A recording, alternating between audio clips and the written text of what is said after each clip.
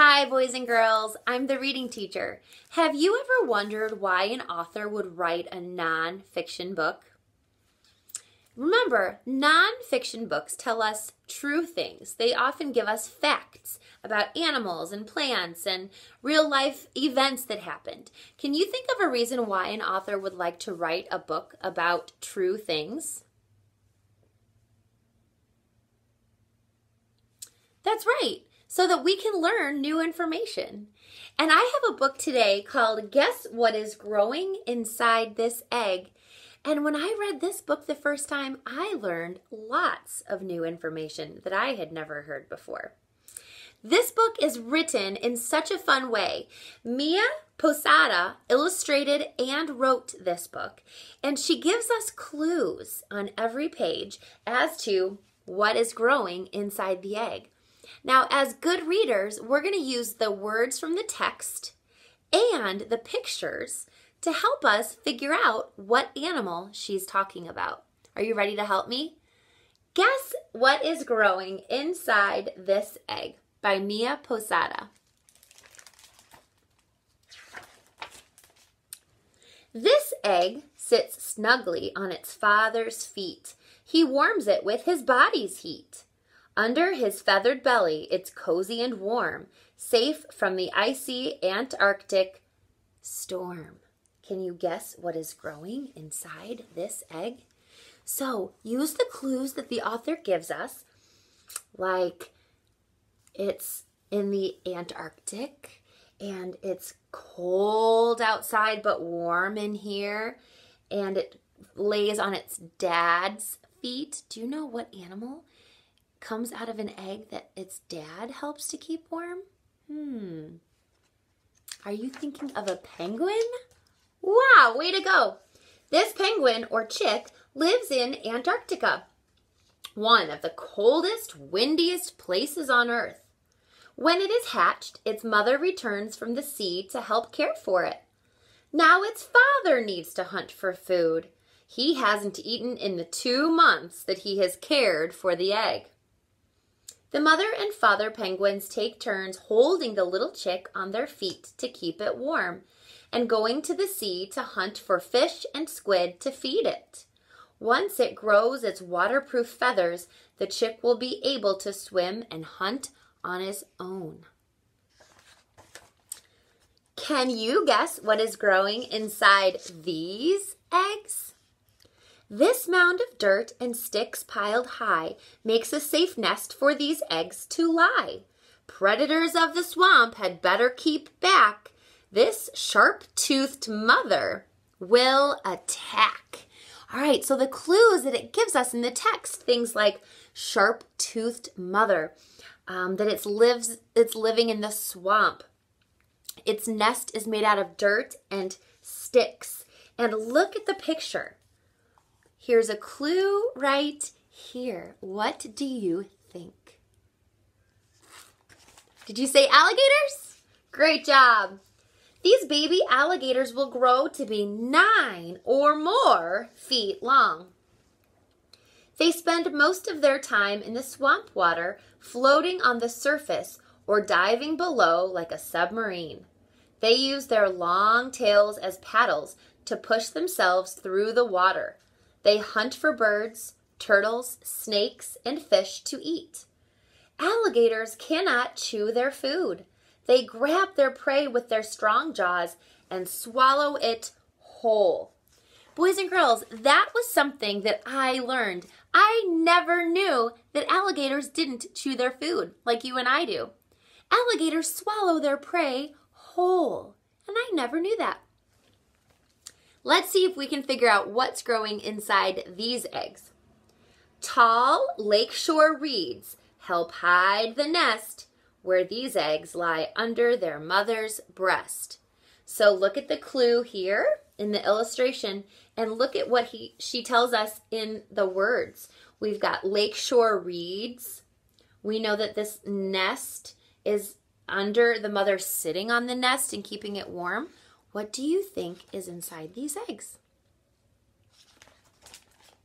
Ducklings! As soon as their feathers are dry, they will be able to follow their mother to the nearby lake. The brother and sister ducklings walk in a line, one after the other. Ducklings do not need swimming lessons. They are born already knowing how to swim. With their webbed feet, they paddle through the water. Soon they learn to feed on worms, water plants, and insects just below the water's surface. Their mother crawled from sea to land to bury these soft eggs in the sand. By the way, are you also noticing some rhyming words in the clues? If you are, good job listening. So here's the ocean and here's the sand. Here's our eggs, and look, here's a picture of the mom. Can you guess which animal laid these eggs and what's going to come out of them? Sea turtles! The tiny baby turtles hatch under the sand. They use their flippers to push themselves up to the surface of the beach. Leaving the nest at night, they must find their way to the water on their own. It is a dangerous journey, as crabs and birds like to eat the tiny turtles. Once they have made it safely to the ocean, the baby turtles swim far out to sea and feed on small sea animals called plankton. As they grow, they begin to feed on larger things, such as jellyfish and seaweed. When the female sea turtles are grown, they will return to the beach to lay their own eggs. This round sack of silk thread is packed full of tiny eggs. Their mother spun it with her 8 long legs. Can you guess what is growing inside these eggs? Take a look at this silk sack. The mother spun it with her 8 legs, and the legs look like this. What is your guess? Did you say spiders? Hundreds of baby spiders, called spiderlings, hatch from their eggs inside the egg sac. Then they tear open the sac and crawl out. Like their mother, the spiderlings have 8 legs. They also have 8 eyes, but they do not see very well. Each spiderling must find a new home. It sends out a thread of silk from its body into the air and lets the wind catch it. The wind carries the tiny spiderling away until it lands in a new place where it will build its web. This is called parachuting. The spider's web traps insects for it to eat. Can you guess what is growing inside these eggs? Hidden in a rocky cave deep beneath the ocean waves, their mother wraps her long arms around to keep these eggs safe and sound. So look at the way these eggs are laid in a cave way down deep in the ocean. Can you guess which animal would lay these eggs? And which animal has arms that look like this? We don't really call them arms, do we? We call them tentacles. Did you guess? Octopuses! You can actually see the baby octopuses inside their eggs. They are only about the size of a grain of rice when they hatch, but they are able to take care of themselves. The tiny octopuses float in the water feeding on plankton. When they grow bigger, they use their 8 arms called tentacles to catch crabs, fish, and clams. The octopuses hide from predators by changing their color to look just like the sand or rocks around them. The baby octopuses grow quickly. In about 1 or 2 years, they will be full grown. Boys and girls, that's another fact that I never knew.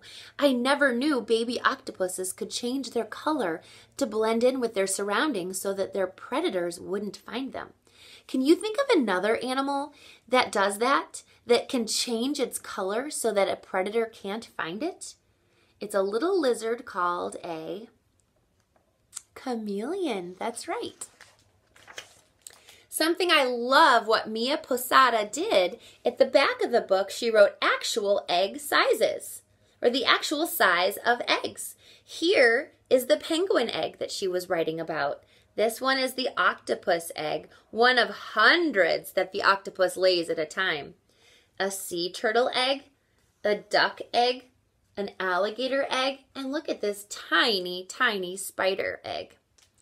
Now, which of these animals that we read about today has the largest egg? Did you say penguin? Great job. Which one of these eggs that we read about has the smallest or tiniest or littlest egg? That's right, the spider. Something else Mia Posada does at the back of this book is she draws pictures of the development of what's happening inside the eggs. This one is inside of a duck egg, and after 28 days, the duck is ready to hatch.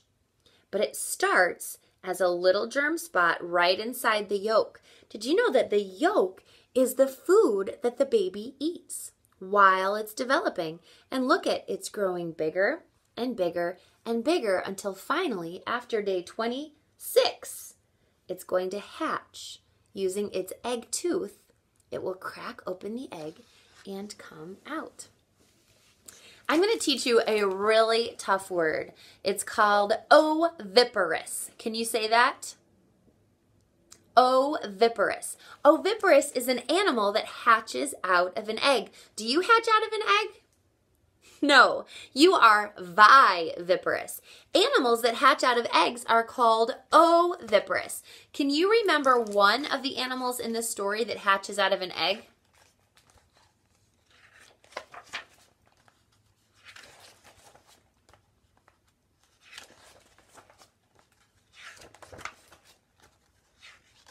What about the oviparous animals that hatch out of hundreds of little eggs laid deep in the ocean? What are those called? Very good. Boys and girls, I hope you learned a lot about these oviparous animals in this book. I sure did. If one of these animals sounds really interesting to you, maybe you want to learn more about spiders or octopuses or ducklings, you can go to the library, look in the non-fiction section, and check out a book. See how much you can learn about these oviparous animals. All right, boys and girls, I'll see you next time.